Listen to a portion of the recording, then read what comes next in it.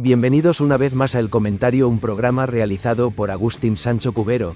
Este programa está disponible en YouTube y en las principales plataformas de podcasts. No te olvides de suscribirte, es gratis. A continuación empezamos el programa. En el corazón de la belicosa y fragmentada península ibérica, en la villa de Sos, en el reino de Aragón, nació un infante destinado a cambiar el curso de la historia. Corría el 10 de marzo de 1452 cuando Juana Enríquez, segunda esposa del rey Juan II de Aragón, dio a luz a un niño que recibiría el nombre de Fernando.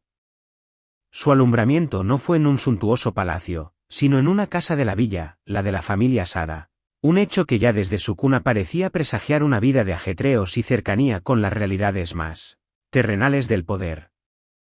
El pequeño Fernando creció a la sombra de un padre astuto y batallador, inmerso en las intrigas y conflictos que asolaban la corona de Aragón. Desde niño, sus oídos se acostumbraron al fragor de las armas y al susurro de las conspiraciones. Su medio hermano, Carlos, príncipe de Viana, se erigía como el legítimo heredero, pero las ambiciones de su madrastra, Juana Enríquez, y la predilección de su padre, pronto lo situarían a él en el centro del tablero sucesorio. La infancia de Fernando no fue un remanso de paz. La Guerra Civil Catalana, un conflicto que enfrentó a su padre con la Generalitat de Cataluña, marcó sus primeros años. Vio a su madre, mujer de temple y coraje, defender con uñas y dientes sus derechos y los de su hijo. En Gerona, con apenas 9 años, experimentó el asedio, un bautismo de fuego que forjaría su carácter.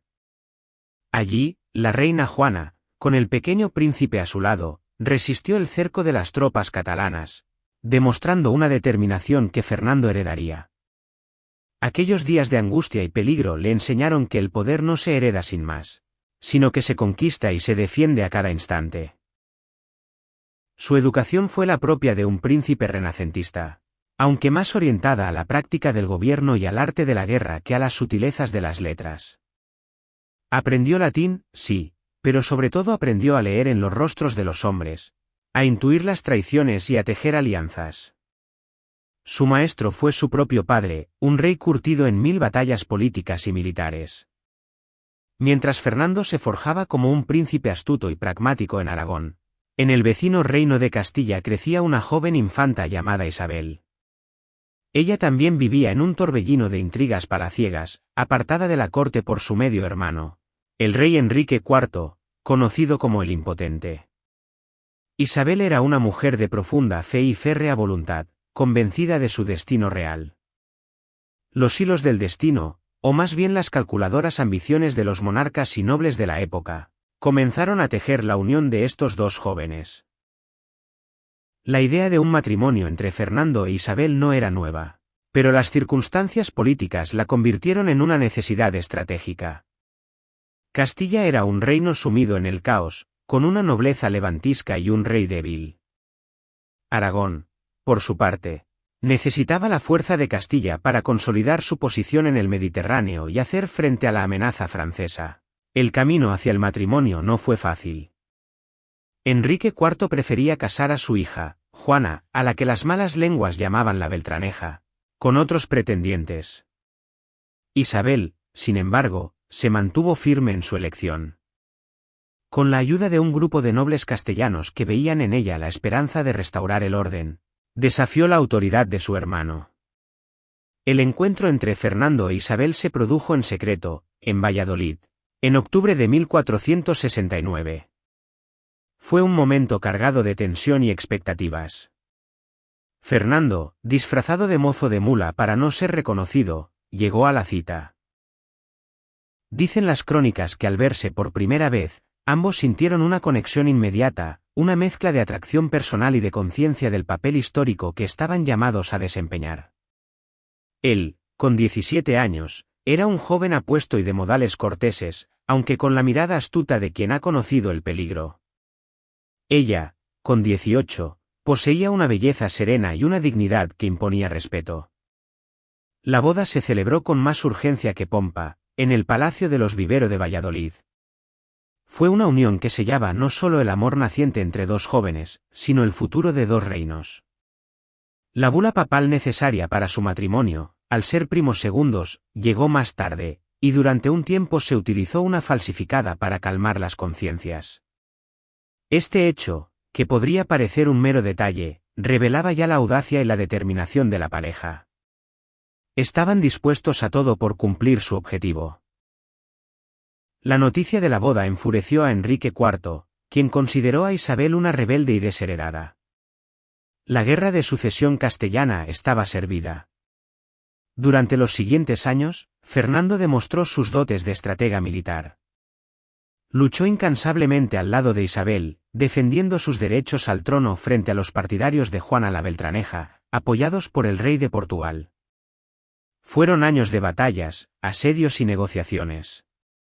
Fernando se ganó el respeto de los soldados castellanos por su valor en el campo de batalla, como en la batalla de Toro, un enfrentamiento de resultado incierto pero que políticamente fue una victoria para el bando isabelino. Finalmente, tras la muerte de Enrique IV, Isabel fue proclamada reina de Castilla. Fernando, a su lado, fue reconocido como rey consorte.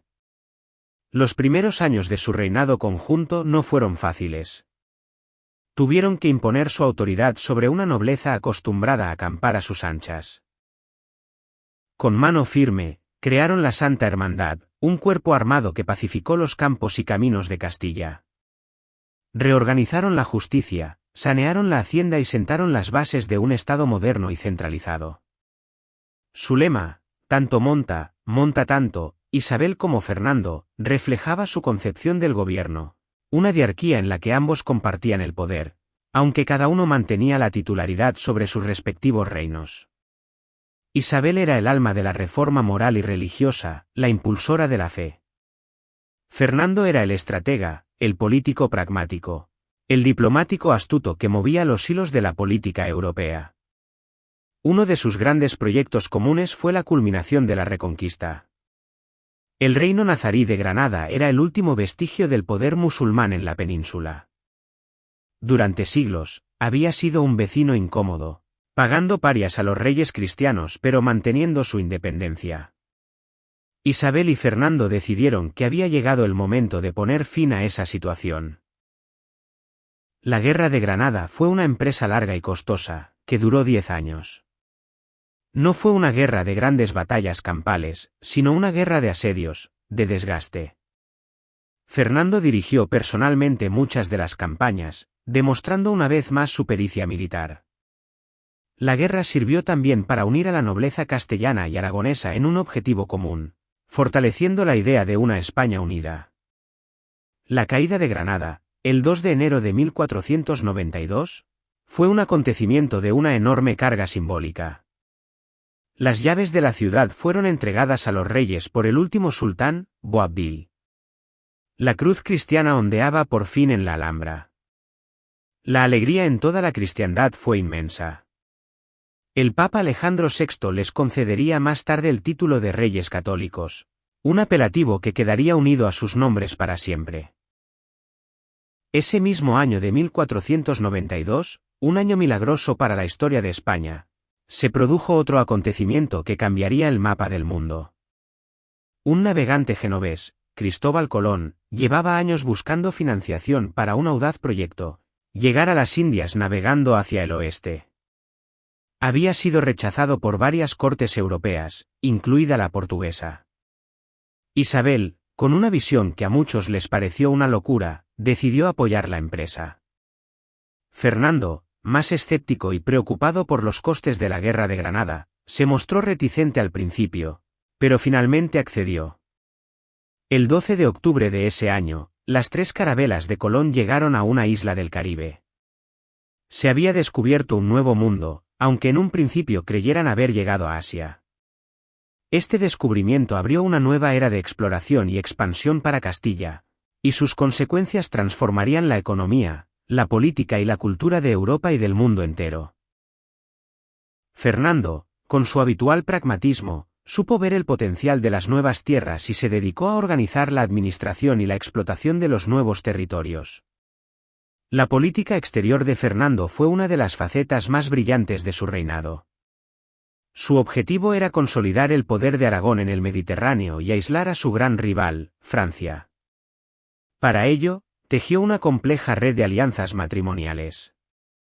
Casó a sus hijos con los herederos de las principales casas reales europeas.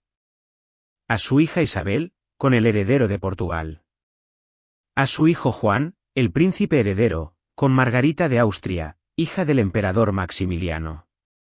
A su hija Juana, con el archiduque Felipe el Hermoso, también hijo de Maximiliano. Y a su hija menor, Catalina, con el heredero de la corona inglesa, primero con Arturo y, tras la muerte de este, con su hermano Enrique, el futuro Enrique VIII. Esta política de enlaces, conocida como la tela de araña diplomática, buscaba acercar a Francia y asegurar la paz y la hegemonía española en Europa. Sin embargo, el destino le jugó una mala pasada. La muerte prematura de su hijo Juan, y luego la de su hija Isabel y el hijo de esta, Miguel, que habría unificado toda la península, trastocó todos sus planes. La sucesión recayó en su hija Juana, casada con Felipe el Hermoso, un príncipe ambicioso que no tardó en chocar con el carácter autoritario de su suegro. En el ámbito interior, el reinado de los reyes católicos también tuvo sus sombras. En su afán por lograr la unidad religiosa de sus reinos, decretaron la expulsión de los judíos que no se convirtieran al cristianismo en 1492. Fue una medida drástica y de consecuencias económicas nefastas, ya que los judíos desempeñaban un papel fundamental en las finanzas y el comercio. También se estableció el Tribunal de la Santa Inquisición en Castilla, que ya existía en Aragón, con el objetivo de perseguir la herejía y vigilar la sinceridad de los conversos. Estas decisiones, aunque populares en su época y en consonancia con la intolerancia religiosa que imperaba en toda Europa, son hoy vistas como los aspectos más oscuros de su legado. Fernando, como hombre de su tiempo, estaba convencido de que la unidad de la fe era la base para la unidad política y la fortaleza del Estado. La muerte de Isabel en 1504 sumió a Fernando en una profunda tristeza y le planteó un grave problema político. Según el testamento de la reina, Juana se convertía en reina de Castilla, pero su presunta inestabilidad mental llevó a Isabel a nombrar a su marido regente en caso de ausencia o incapacidad de su hija. Felipe el Hermoso no estaba dispuesto a ceder el poder y, apoyado por una parte de la nobleza castellana, obligó a Fernando a retirarse a Aragón. Fue un momento de humillación para el viejo rey, que veía cómo su yerno desbarataba la obra de toda una vida. Sin embargo, el destino volvió a intervenir. La muerte repentina de Felipe en Burgos, en 1506, dejó el camino expedito para que Fernando volviera a tomar las riendas de Castilla como regente en nombre de su hija Juana, a la que recluyó en Tordesillas. Durante esta segunda regencia, Fernando continuó su labor de fortalecimiento del poder real y de expansión exterior. Conquistó el reino de Navarra en 1512, completando la unificación territorial de la España peninsular, con la excepción de Portugal. En su vida personal, Fernando, ya viudo, contrajo un segundo matrimonio con Germana de Foix, sobrina del rey de Francia, en un intento de tener un heredero varón que pudiera heredar la corona de Aragón, separándola de nuevo de Castilla. Este matrimonio político no dio los frutos esperados. Tuvieron un hijo, Juan, que murió a las pocas horas de nacer. Fernando, el gran unificador, estuvo a punto de deshacer su propia obra. A pesar de su imagen de rey austero y calculador, Fernando no fue insensible a los placeres de la vida. Tuvo varios hijos ilegítimos, a los que reconoció y situó en altos cargos eclesiásticos y militares. Era un hombre de su tiempo, con sus virtudes y sus contradicciones. Amante de la caza y de la música, protector de las artes, pero también un político implacable cuando era necesario. Maquiavelo, en su famosa obra El Príncipe, lo citaría como ejemplo de gobernante moderno, un hombre que sabía combinar la astucia del zorro con la fuerza del león.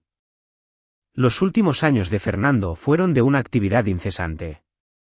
A pesar de su edad y de sus achaques, no dejó de viajar, de gobernar, de dirigir la diplomacia europea.